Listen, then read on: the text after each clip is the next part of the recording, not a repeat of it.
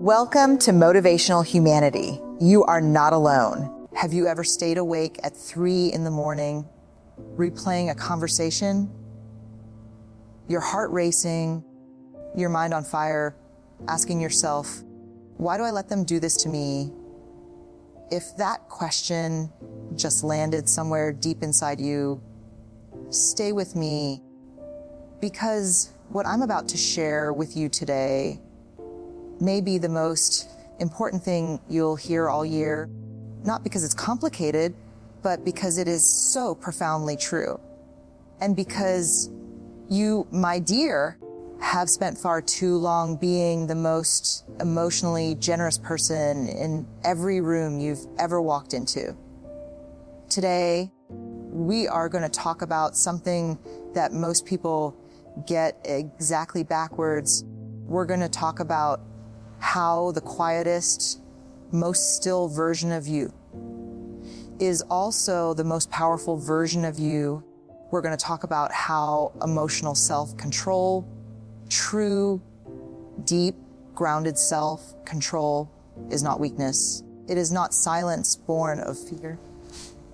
It is the most sophisticated armor a woman can wear. Let's be honest with each other, because that's what this space is for. You know exactly who we're talking about. You probably have a face in your mind right now. The family member who turns every holiday dinner into a courtroom. The friend who makes you feel small in ways you can't quite articulate. The person at church or in your neighborhood or on the phone who always manages to leave you feeling like something was taken from you.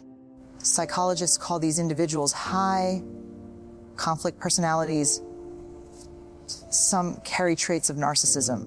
Some live with unhealed wounds, so deep that pain has become their native language. And they speak it loudly because loudness is all they know. But here is what I want you to understand today. Their loudness is not power. It just sounds like power. And that distinction, that beautiful healing distinction, is where your freedom begins. Research in emotional neuroscience, and I'll keep this warm, not clinical, tells us that when we encounter someone who is emotionally dysregulated, our nervous systems are designed to mirror them. This is called co-regulation.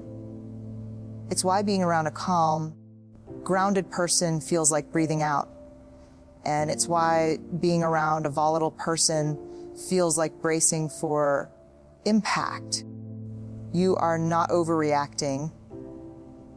Your body is doing exactly what it was designed to do.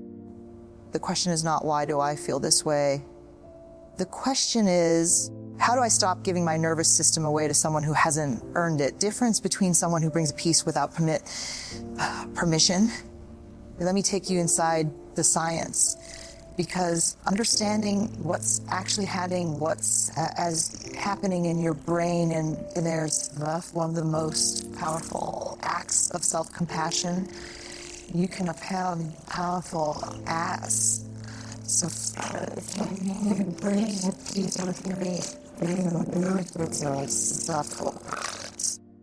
when a toxic or high conflict person begins to escalate, raising their voice, twisting your words, making accusations, playing the victim, something very specific is happening in their brain. The amygdala, which is the brain's alarm center, has essentially hijacked the prefrontal cortex, the part that reasons, empathizes, and makes wise decisions. In plain words, they are not thinking. They are reacting, and a person in full reaction mode is not looking for resolution. They're looking for fuel. And here is the part that changes everything. Are you ready? Your reaction or your non-reaction is the fuel source. When you match their energy, you pour gasoline on the fire. When you stay grounded, you take away their oxygen. This is not about being cold. This is not about being a stone wall. This is about something far more sophisticated. It is about being an emotional sanctuary for yourself, even when the world around you is in chaos. Dr. John Gottman, one of the world's leading relationship researchers, found that the physiological arousal during conflict, the racing heart, the flushed face, the tightened chest, actually impairs our ability to think clearly. He called it flooding.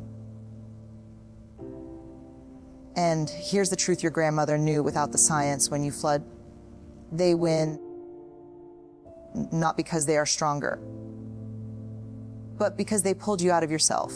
Your emotional self-control is not about suppressing who you are. It is about protecting who you are. There is a profound difference. Suppression is fear wearing a mask. Self-control is wisdom wearing a crown. Handing them the remote control to your inner world, that is not coldness. That is the deepest form of self-respect. Let's move now into the practical, because theory is beautiful, but it's the 3 p.m. phone call with your sister-in-law that needs the real answer.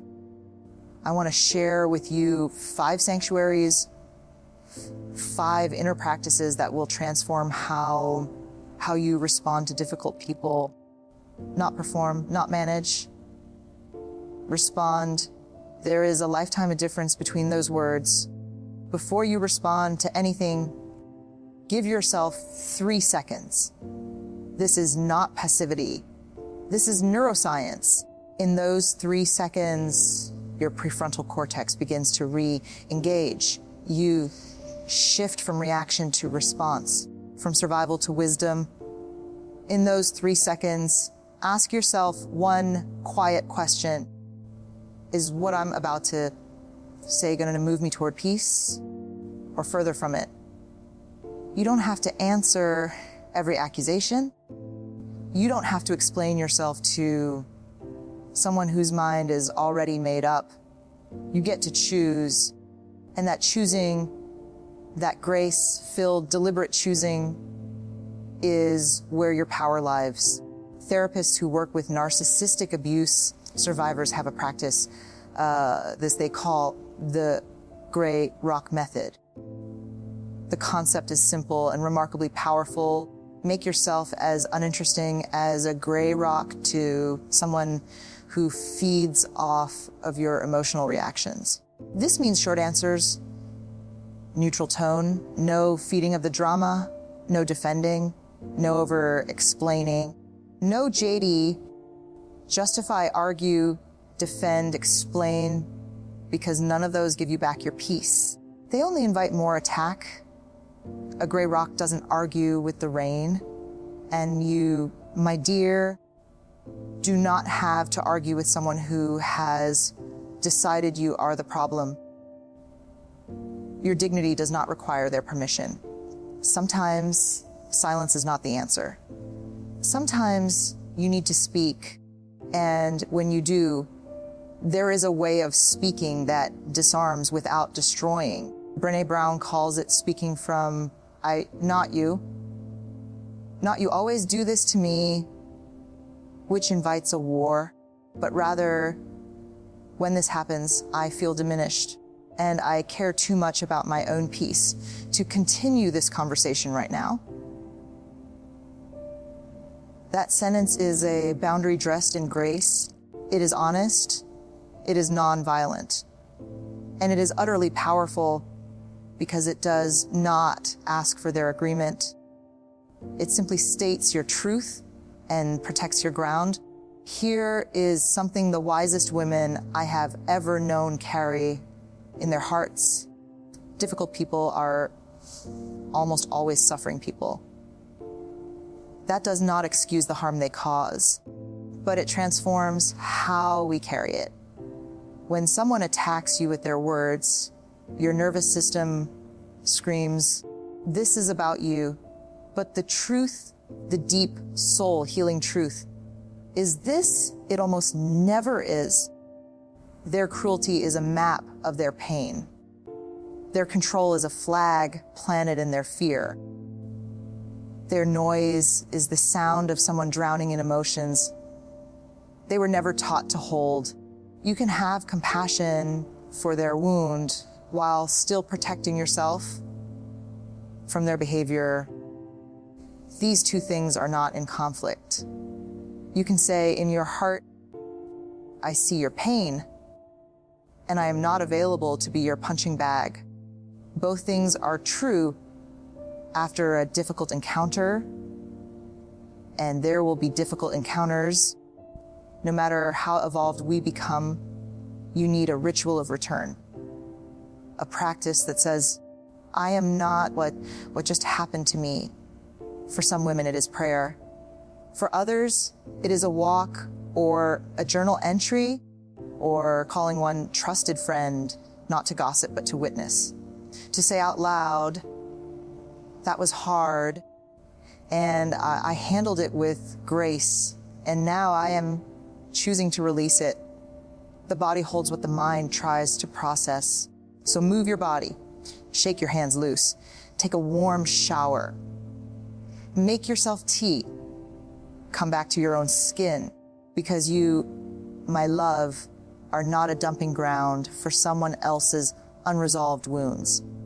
You are a sanctuary, and a sanctuary requires tending. Still refuse to let them wound you again.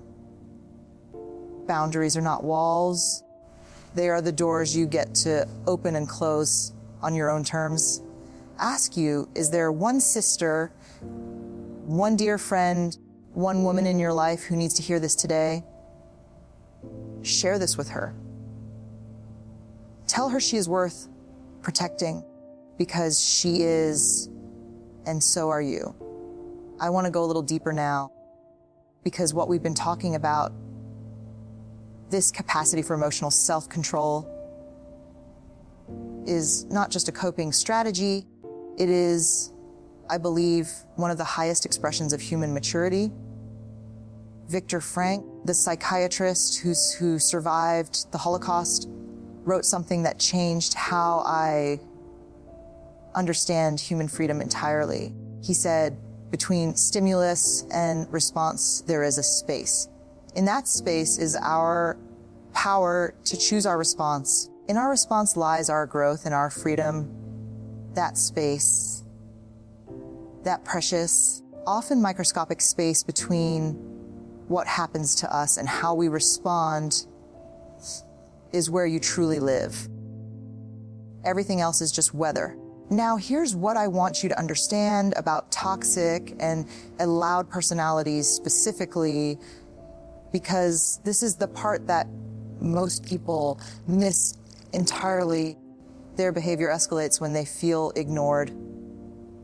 Not really ignored, but emotionally deprived.